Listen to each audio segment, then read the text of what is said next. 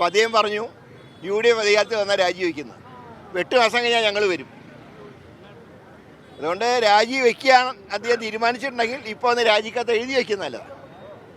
പക്ഷേ അദ്ദേഹം ഇരിക്കുന്ന സ്ഥാനം നോക്കണം. ഗുരുദേവൻ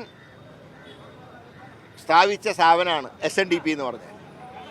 അതിൻ്റെ തലപ്പത്തിരിക്കുമ്പോൾ അദ്ദേഹത്തിൻ്റെ അടുത്തൊന്നും എത്താൻ കഴിഞ്ഞില്ലെങ്കിലും ഒരുമാതിരി മാന്യമായിട്ടുള്ള വാചകങ്ങൾ വരണം.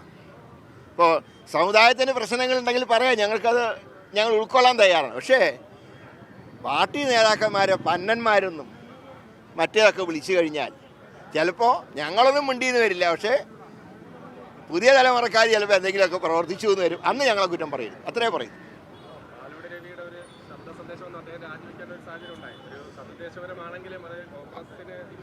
ഇല്ല, അത് ഞാൻ ആ നേരത്തെ സ്ഥലത്തുണ്ടായിരുന്നില്ല.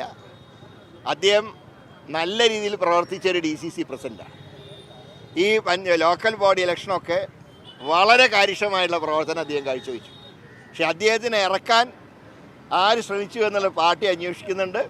നിർദാക്ഷിണ്യം അവർക്കെതിരെ നടപടി സ്വീകരിക്കും. കാരണം പാർട്ടിക്ക് അവമതിപ്പുണ്ടാക്കുന്ന പ്രവർത്തനം നടത്തിയവരാരാണെങ്കിലും അതിൻ്റെ പിന്നിൽ ഏത് ശക്തി ഉണ്ടെങ്കിലും അവരെ വെളിച്ചത്ത് കൊണ്ടുവരും.